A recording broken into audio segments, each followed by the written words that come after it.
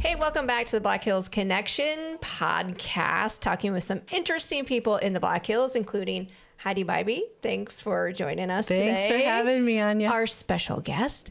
So tell us a little bit first, just about yourself, a little about your background. What do we need to know? Okay. Yeah. I'm born and raised in Rapid City area. So love this area. I loved raising kids here. I loved growing up here. Love the people. Love the beauty. For sure. Yes. Yeah. So that has been such a blessing to grow up here. My background first actually started in architectural drafting and quickly shifted. Hospitality tourism was just always a big part of my life, and did that for 30 plus years. Wow. And entrepreneur all the way, and love the challenge of that. Entrepreneurship, jumping out of an airplane, right? Figuring out how to build the chute on the way down. That's what everyone says. It's kind of what it feels like sometimes, but you get used to it, and that's just a fun challenge. But after that, I went into pastoral ministries. Working with families, youth, children, and also leading a team. Through all those years, I really had just a heart for leadership and developing leaders, developing teams, and just walking through life with individuals and teams. So that has led me to getting my certification as a licensed coach with John Maxwell Leadership Organization. And here I am now with True North Coaching, and just coaching in all different areas, and loving the journey. Absolutely. Okay. And I mean, this is kind of a little bit of a new endeavor for you, correct? Or how long have you been doing this? Well, True North is very new, but the coaching, I've been doing that for decades. And so it feels very, very natural to me and very exciting to me, because if you're doing the things you love, that makes such a difference, doesn't it? It just, that daily grind doesn't seem to exist, although every day isn't rosy. Sure. That's a good way when to put you're it. doing something you love, it just feels like a privilege. So that's how it's been for me. So yes, True North is new, but coaching to me is, it feels like breathing to me. Wow. Yeah. I love that. You can tell you're living your passion then, and your calling, really. Yes. Like calling, huge. Yes. Yeah. So, so explain to me sort of why someone would come to you. I get some circumstances, but kind of explain who's coming to you and sort of what you're doing. Well, there's kind of 3 different areas where I coach. So we've got an individual that might want coaching, and that might to be really work on some personal things, because coaching is in the positive realm of psychology, where you have therapy that looks backwards on what's happened and how can we help you work through that, heal and move forward. Where in that positive realm of coaching, you're looking at where the person is and where do you want to go. Who do you want to be? Where do you want to be? What do you want to grow, and what do you want to ditch, and what do you want to really excel in? So you've got an individual that might want coaching personally or professionally. And then a family coaching, a couple might say, we just want to be more aligned on how we're running our home, how we communicate with one another. And so there's that coaching. And then the area that I love just as much, if not a little bit more, and that would be developing leaders and teams. So they have this great cohesiveness. They have a culture that really lends itself to failing forward. If you're not failing as a team, you're probably not growing at all. Right. Yeah. True.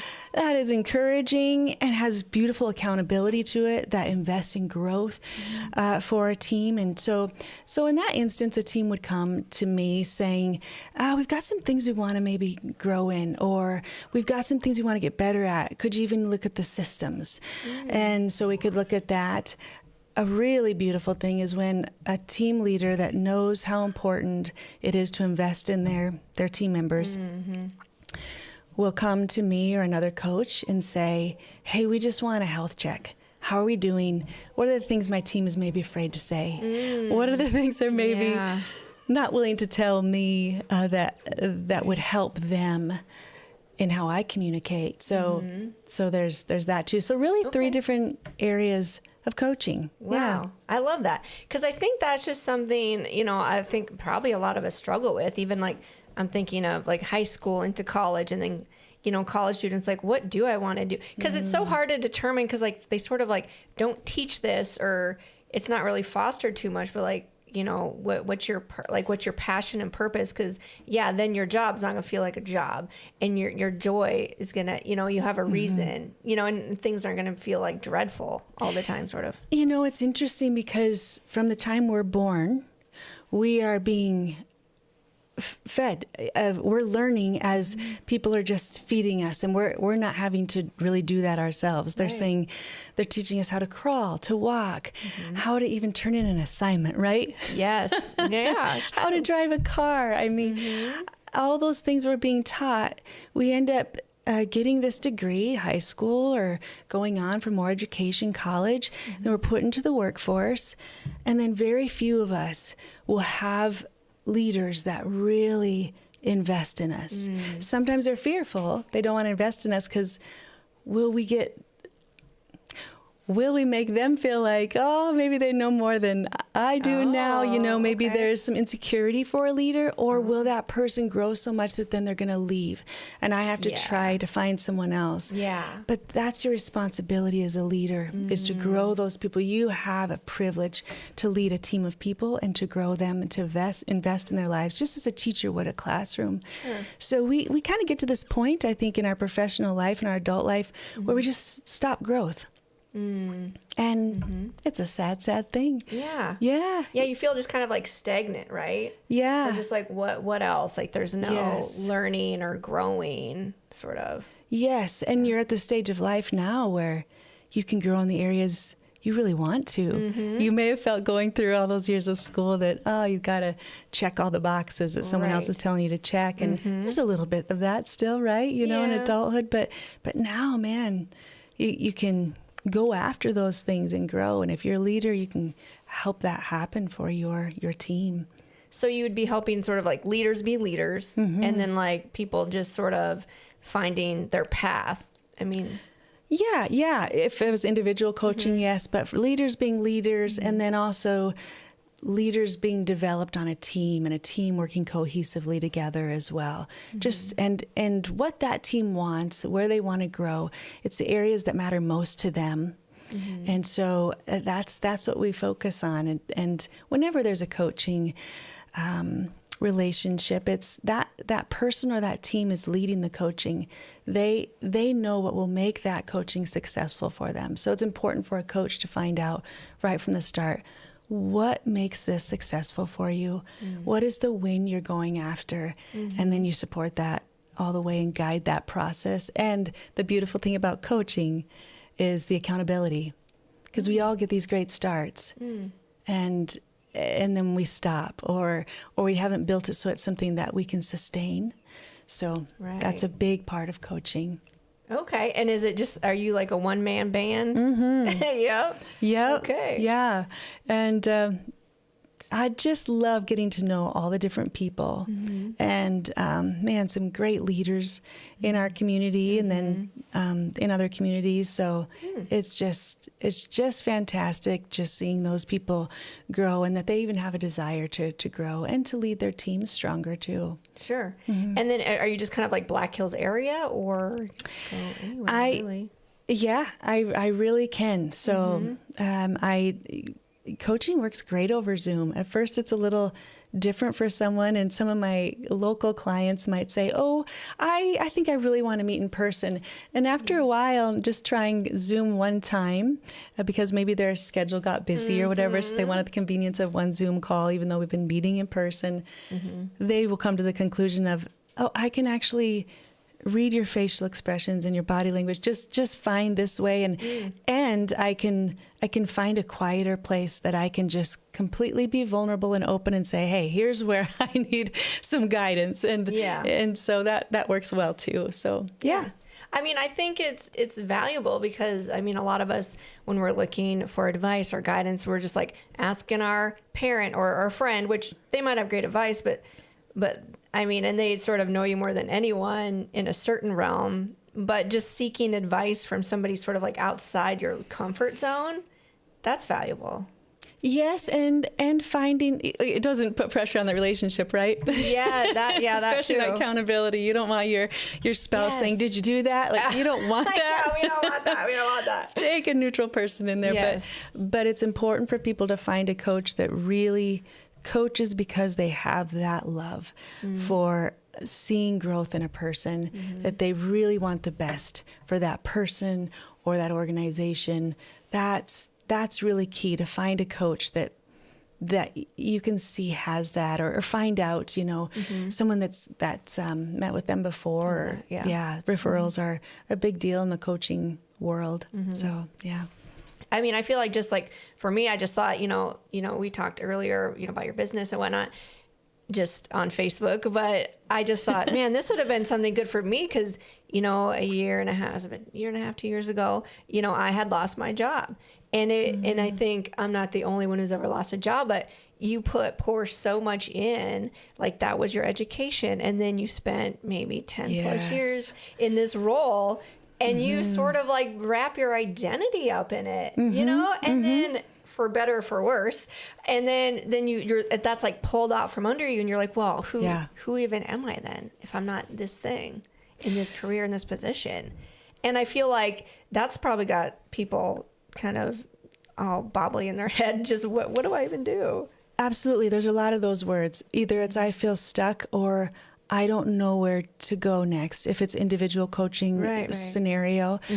The thing about those problems and those obstacles that come up is they always lend themselves to beautiful options that we would have never considered if we had not ended up in that place.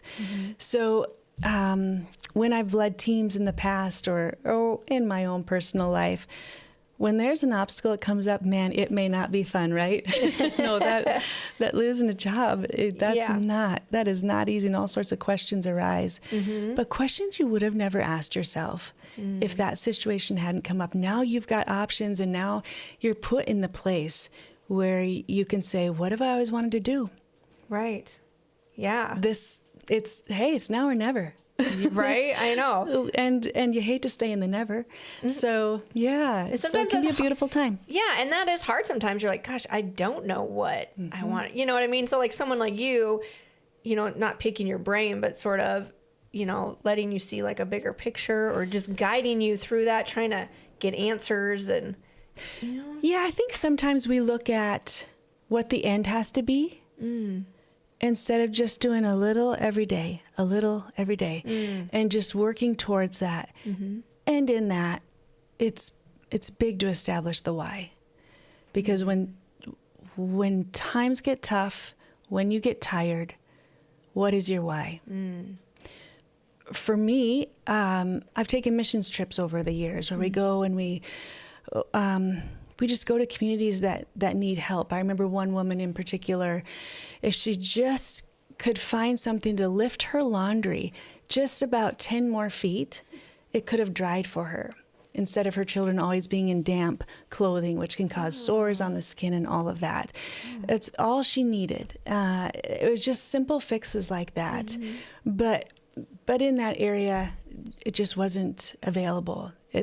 There's such poverty in this area of Guatemala in particular. So that's my why, is as this business grows, and of course I want to be faithful in a little before there's ever a lot, hopefully we get to a great place of abundance, but but taking some of those resources and pouring into that team or into that community, and man, learning from them as well, and just having that relationship where they're going to teach me as they already have, and I can be helping them with resources as well, and teaching them and helping lift them.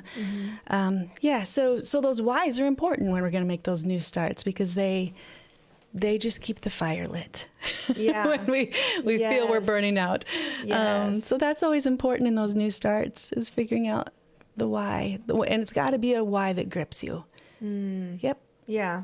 No, that's definitely, it's a lot of like soul searching, right? Because sometimes when you ask that question, you're just like, I don't, like, it kind of catches you off guard, because I feel like you just kind of get in sort of like the rat race of life, and I'm just doing this thing and I just have to do this and check this off the list. But like, you're not really sort of like living, like to your full potential. Or there's a great quote, and it's in an old book, and I wish I had the author's name, but the important is often sacrificed on the altar of urgency. And I think that's a question that we have to ask ourselves all the time, is what do I think is so urgent that I'm always sacrificing the important for? And that's one of the things that we do in some of our sessions is if it's a part where a situation where a person's just really struggling with, I don't like work-life balance. I feel like you're victim to this thing. No, you're in charge. Work-life structure. What are the big blocks that you're building on? Those are your non-negotiables. They're your mission statement, if you will. And that's how you always ask yourself, am I going to say yes or no to this? Does it match my blocks? And then the other things that are important to me can go on top of that. But that's what I check everything against. Yeah.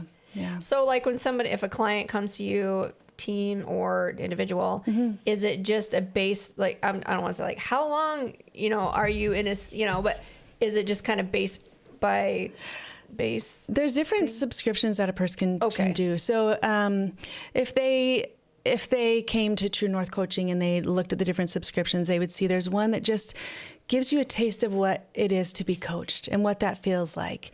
And then there's a longer subscription where you're like, I want to work on some stuff. I want to really get in there. Deep. Yep. And I want that accountability for longer. And we meet averages about every 2 weeks. And I check in every week, though. Just, hey, you've got this. Remember, these are your questions you're asking yourself. Or remember, these were your goals for this week. You've got it. So I think that's so important, is accountability.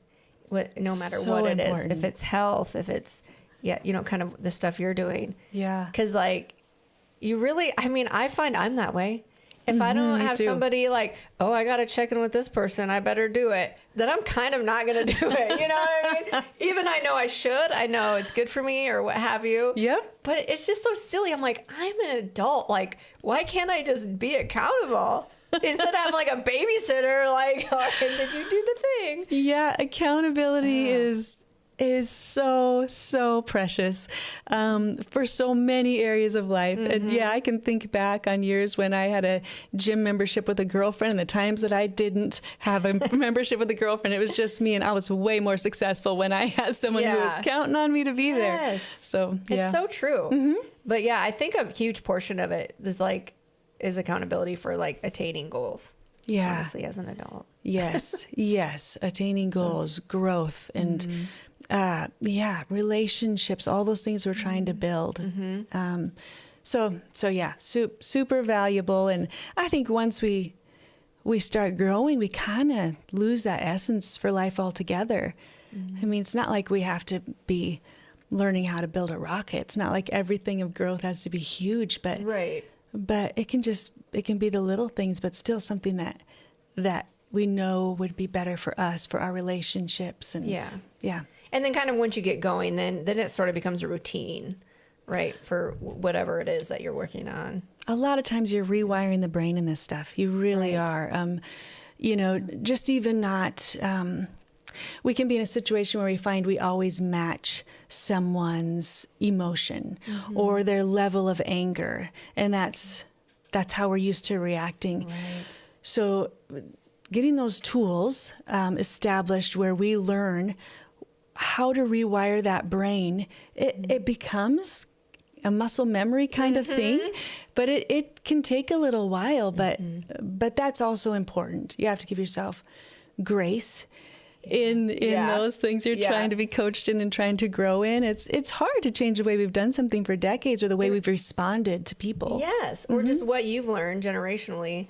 I know, like, for me, like, just with kids in general, you know, I mean, when they were younger, if they'd spill something on the floor, I'll kind of lose it, you know? And the other day I was like, my kid spilled, like, soda it was all over the floor. And I didn't say anything.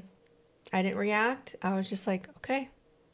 You know, and so it's like just practicing, just more practice in those situations. And if they're old enough, what are you going to do next? Right. You know? Yes. I think that's so important. I love to coach parents. I've got 3 children, and they were a joy to raise. And that's a good they're point. Just coaching parents. I like that. And that's one thing that people say a lot. Heidi, let me know when that, because I like to speak at things too, and have retreats and seminars and that kind of thing. Oh, cool. Let me know when that parenting is coming up, that coaching. And getting mom and dad on the same page is a huge part of it. But it's great to teach them those skills. And I tried not to rejoice when my kids had failures under my roof, but it was such an opportunity. Let them crash and burn under your own roof. Maybe not burn, but crash hard sometimes. And, okay, what are you going to do with it? Because I'm here to support you. I'm not here to fix. Because you can do that. Oh, it's such you want to do that as a parent though, right? Oh my gosh. Oh, sometimes we shield so much that a child grows up not knowing how to even hold up a shield. I mean, we shield so much that we just we keep them from the growth that they really need. Yeah. And not only does it help them to know how to handle situations, but they see like, oh, I'm capable of things. Right. Gives that confidence. Yeah. Yeah. So it's so hard though. That's one of the most, one of the hardest things parenting for me. Yeah. But a gift to you and a gift to them. For sure. It's not that you're not there and supporting and loving them well. You're actually showing you believe in them when you let them navigate some of those things themselves. Yeah. So true. So true. Okay, awesome. Well, we've talked about a few things here today. Is there anything else you want to add that we did not cover? I would just say if ever a person thinks like, I've kind of done all the things, I've checked all the boxes, or I've been a leader for a long time, I know what I'm doing, that is one of the biggest disservices you could do to yourself, to your family, to your team. Yeah. The day I'm done growing, I will be done breathing. Growth is huge. Growth, development. Not for us. It's because it affects all the people around us. And do we want to be that fresh spring for other people, or just I've been to that pond that right. Yeah. So man, keep growing, keep learning, and if you're stuck in a place, find a coach, move forward. Don't stay in that place. And then we just find, life is done. And there's all those things I wanted to do or become or get better at. Or growing and I didn't. So find a coach. But and I'm happy to do that for True North Coaching, Facebook, Instagram, website. So okay. What is the website? truenorthcoaching.com. So easy enough. It's pretty easy. Awesome. All right. Well, thank you so much, Heidi, for stopping in today. Thank you so much for having me. Okay, awesome. All right. We'll see you guys next time.